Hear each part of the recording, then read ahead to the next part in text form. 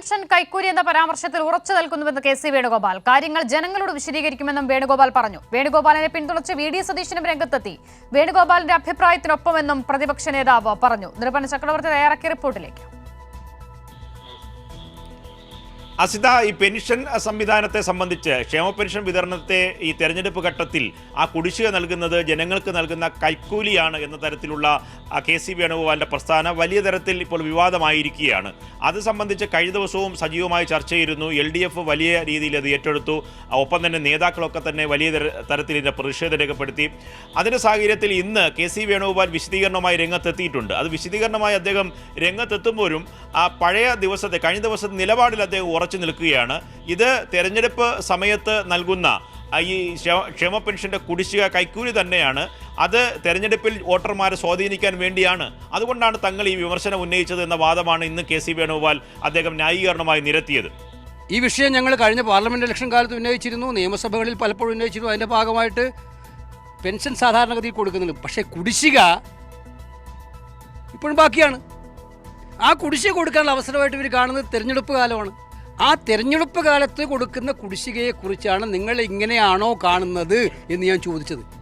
ഒപ്പം തന്നെ നിലമ്പൂരിൽ ഈ കാര്യങ്ങളെ സംബന്ധിച്ച് പ്രതികരിച്ച വി.ഡി. സതീശനും കെ.സി. വേണുഗോപാലിനെ ന്യായീകരിച്ചു. ഒരു കാരണവശാലും അത് തിരുത്തേണ്ട കാര്യമില്ല, അദ്ദേഹം തിരുത്താൻ വേണ്ടി ഒന്നും പറഞ്ഞിട്ടില്ല എന്നതാണ് വി.ഡി. സതീശൻ പറഞ്ഞത്. പക്ഷേ അദ്ദേഹം ജനങ്ങളെ സ്വാധീനിക്കാൻ ശ്രമിക്കാനാണ് ഇത്തരത്തിൽ കുടിശ്ശിക നൽകുന്നത് എന്ന് പറഞ്ഞെങ്കിലും കൈക്കൂലി എന്ന വാദം ഭാഗത്തെ ബോധപൂർവം തന്നെ വി.ഡി. സതീശൻ ഒഴിവാക്കിയിട്ടുണ്ട്. പക്ഷേ അദ്ദേഹം കെ.സി. വേണുഗോപാൽ പറഞ്ഞ അതേ ഭാഗത്തെ ന്യായീകരിക്കുകയാണ് ഇന്ന് നിലമ്പൂരിലും ചെയ്തത്. ആളുകളെ കബളിപ്പിക്കുകയാണ്, അതാണ് ആ പറഞ്ഞതിൻ്റെ അർത്ഥം. അതിൽ ഞങ്ങൾ ഉറച്ചു നിൽക്കുന്നു, ഒരു പിൻവലിക്കലും. തീർച്ചയായിട്ടും അങ്ങനെയല്ലേ, കബളിപ്പിക്കുകയല്ലേ. അവർക്ക് കൊടുക്കേണ്ട പൈസ കൊടുക്കൂല. 3-4 മാസം ഇലക്ഷൻ ആകുമ്പോഴേ വീട്ടിൽ കൊണ്ടേ കൊടുക്കാം, എല്ലാം കൂടി ഒരുമിച്ച്. ചുരുക്കിൽ പറഞ്ഞാൽ നിലമ്പൂർ രാഷ്ട്രീയത്തിൽ ഈ പെൻഷൻ വിവാദം, ക്ഷേമ പെൻഷൻ വിവാദം കത്തിക്കയറുകയാണ്. പരമാവധി UDF പ്രതിരോധത്തിലാവുകയും ചെയ്യുന്നുണ്ട്. ഒപ്പം അതിനെ മറികടക്കുന്നതിന് വേണ്ടി കഴിഞ്ഞ ദിവസം UDF കേന്ദ്രങ്ങൾ ആരംഭിച്ച മലപ്പുറത്തെ അധിക്ഷേപിച്ചു ഇടത് മുന്നണിയും ഒപ്പം തന്നെ മുഖ്യമന്ത്രി എന്ന തരത്തിലുള്ള ആരോപണം ഇപ്പോഴും അവർ തുടർച്ചയായി ഉന്നയിക്കുന്നുണ്ട്. പക്ഷേ വാദമുഖങ്ങൾ അവർക്ക് നിലനിർത്തി മുന്നോട്ട് പോകാൻ കഴിയുന്നില്ല. ഇന്ന് LDFൻ്റെ പ്രധാനപ്പെട്ട നേതാക്കളൊക്കെ ഇക്കാര്യത്തിൽ പ്രതികരിച്ചിട്ടുണ്ട്. എ. വിജയരാഘവൻ പറഞ്ഞത് UDF മലപ്പുറത്തെ ജനങ്ങളെ ഭിന്നിപ്പിക്കാനുള്ള ശ്രമം നടത്തുകയാണ് എന്ന് അദ്ദേഹം രൂക്ഷമായ വിമർശനം UDFന് നേരെ ഉന്നയിച്ചിട്ടുണ്ട്.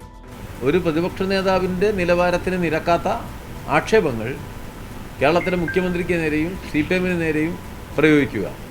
ആ ആക്ഷേപങ്ങൾ പ്രയോഗിക്കുമ്പോഴാകട്ടെ വർഗീയ ചേരുവകളെ പതിവ് പോലെ അതിലേക്ക് കലർത്താനാകുമോ എന്ന് നോക്കുക. ഇതാണ് ഇപ്പോൾ അദ്ദേഹം ചെയ്യുന്നത്. ചില വിഷയങ്ങളെ അടർത്തിയെടുത്ത് ഒരു വർഗീയ ചേരുവ ചേർത്തങ്ങ് അവതരിപ്പിക്കുക. മലപ്പുറം ജില്ല എന്ന് പറഞ്ഞാൽ സതീശന് മനസ്സിലായിട്ടുന്നില്ല. സതീശന് ഈ മലപ്പുറം ജില്ലേനെ മനസ്സിലായിട്ടില്ല. അതാണ് പ്രശ്നം. മലപ്പുറം ജില്ലയെക്കുറിച്ചാണ് ഒരു സംവാദം സതീശൻ ഉയർത്തിക്കൊണ്ടുവരുന്നതെങ്കിൽ സതീശൻ ബാക്ക് ഫുട്ടിലാണ്. ഈ ജില്ലയ്ക്ക് തന്നെ എതിരായിരുന്നു. ഇവിടെ ആര്യാടൻ മുഹമ്മദിൻ്റെ നേതൃത്വത്തിലല്ലേ മലപ്പുറം ജില്ല വിരുദ്ധ സമരം നടന്നത്. തെരഞ്ഞെടുപ്പ് രംഗത്ത് രണ്ട് കാര്യങ്ങളാണ്. ഈ മുന്നണികൾ സജീവമായി രംഗത്ത് നിൽക്കുമ്പോഴും വിവാദങ്ങളിൽ നിന്ന് വിവാദങ്ങളിലേക്ക് UDF പോകുന്നു എന്ന് തന്നെ പറയാം. അവർ ഉന്നയിക്കുന്ന ഓരോ കാര്യങ്ങളും അവരെ പ്രതിരോധത്തിലേക്ക് മാറ്റുകയും ചെയ്യുന്നുണ്ട്. കഴിഞ്ഞ ദിവസം ഈ ന്യൂനപക്ഷങ്ങളെ അധിക്ഷേപിച്ചു എന്ന, പ്രത്യേകിച്ച് മലപ്പുറത്തെ അധിക്ഷേപിച്ചു എന്ന UDFൻ്റെ വാദത്തിൻ്റെ മുന ഒടിക്കുന്നതാണ് പഴയ 2003 AK ആന്റണിയുടെ പ്രസംഗം, അദ്ദേഹത്തിൻ്റെ പ്രതികരണം പുറത്തു വന്നത്. ഇക്കാര്യത്തിൽ വ്യക്തമായ മറുപടി ഇന്ന് UDF നേതാക്കൾക്ക് നൽകാൻ കഴിഞ്ഞില്ല. വി.ഡി. സതീശനോട് മാധ്യമപ്രവർത്തകർ ചോദിച്ചപ്പോൾ അദ്ദേഹം വ്യക്തമായ ഉത്തരം നൽകാതെ ഒഴിഞ്ഞു മാറുകയായിരുന്നു. വരും ദിവസങ്ങളിലും ഇതുമായി ബന്ധപ്പെട്ട വിവാദങ്ങൾ തുടരാനാണ് സാധ്യത. അസിത വിവരങ്ങൾ നൽകിയത്.